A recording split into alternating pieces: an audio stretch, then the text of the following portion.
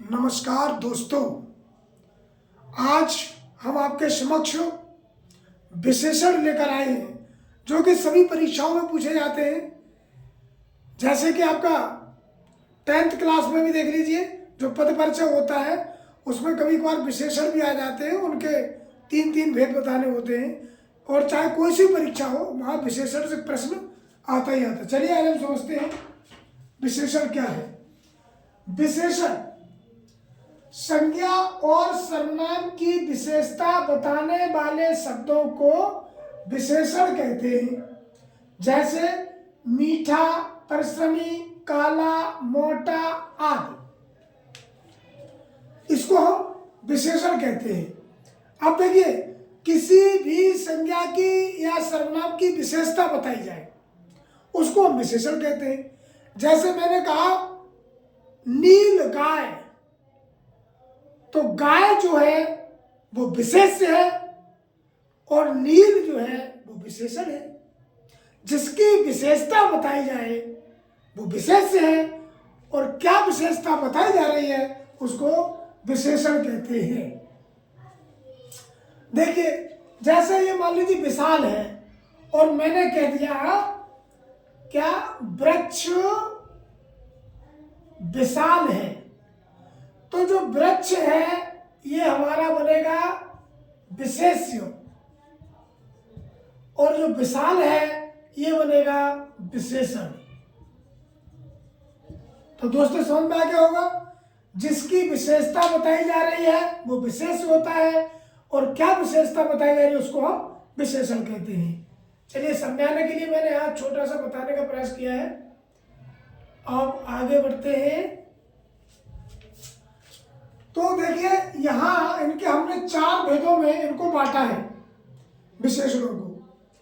सबसे पहला गुणवाचक विशेषण, जैसे उदाहरण दिया रंगीन, हवादार, ठंडा, विशाल आदि। अब आपका वाक्य कोई भी आए, जैसे मैंने कहा कि लड़का रंगीन कपड़े पहने हुए है, तो लड़के की विशेषता है कि वो रंगीन कपड़े पहने हैं। महल हवादार है, तो महल हमारा विशेष है और हवादार विशेषण है। महल की विशेषता है कि वो हवादार है। ठंडा, अब हम कहते हैं कि ठंडा मौसम, या कहते हैं विशाल, वृक्ष विशाल है, तो वृक्ष विशेष हो गया और विशाल विशेषण हो गया।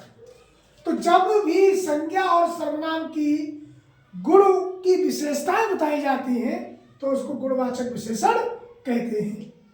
आइए दोस्तों आगे चलते हैं। संख्यावाचक विशेषण। अब देखिए, संख्या, जहां संख्या आप लोग जानते ही हो, 1 2 3 4 5 6 7 8 जब तक गिन सकते हो सब संख्याएं हैं। तो कभी कभी तो संख्या निश्चित होती है और कभी कभी संख्याएं अनिश्चित होती हैं। अब देखिए, तो इनको संख्यावाचक विशेषण को हमने 2 भागों में बांटा है। एक अनिश्चित संख्यावाचक, दूसरा निश्चित संख्यावाचक। अब माने नहीं, निश्चित माने निश्चित, जिसकी संख्या निश्चित नहीं हो उसको अनिश्चित संख्यावाचक कहते हैं।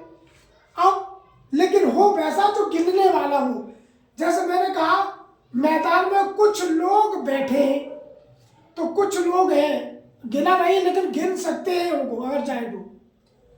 अब आ जाए यहाँ कई, कहते हैं कि मैदान में कई लोग बैठे हैं, तो हम अगर जाके गिने तो गिन भी सकते हैं, तो गिना नहीं है, एक मोटा अंदाज लगाया है, इसलिए यह अनिश्चित संख्यावाचक है।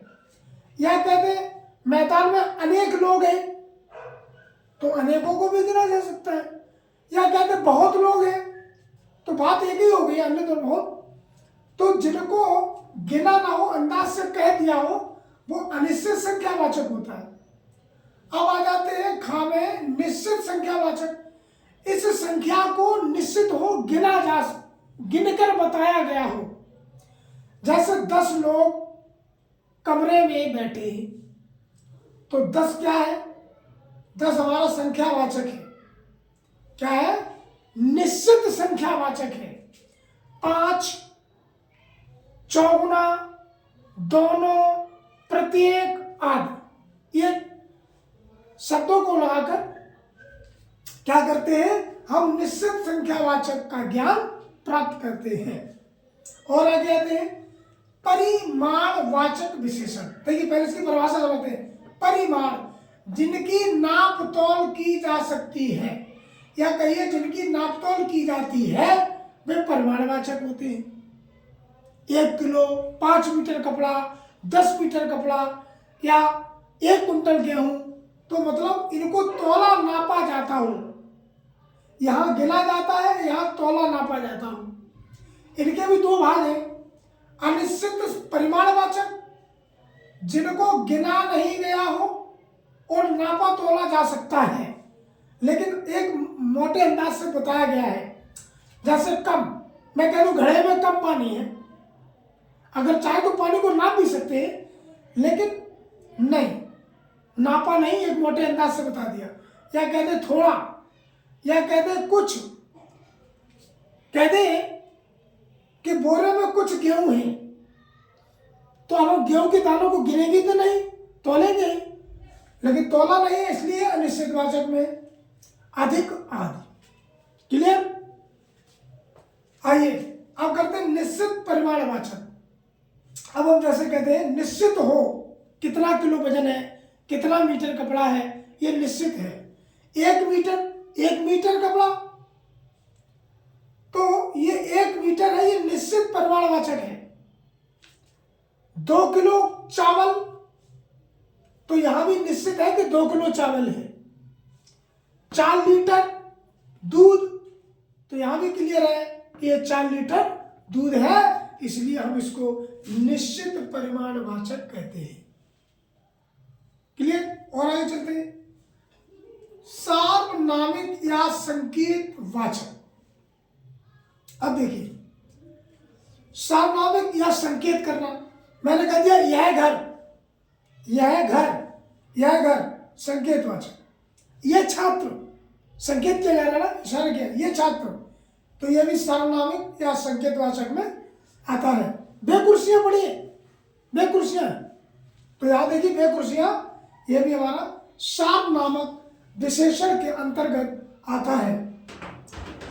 तो मित्रों, मैं आशा करता हूं बहुत ही सरल भाषा में मैंने विशेषण आप तक पहुंचाने का काम किया है, और मैं समझता हूं आप सभी के बहुत अच्छे से समझ में आ गया होगा। जय हिंद, जय भारत।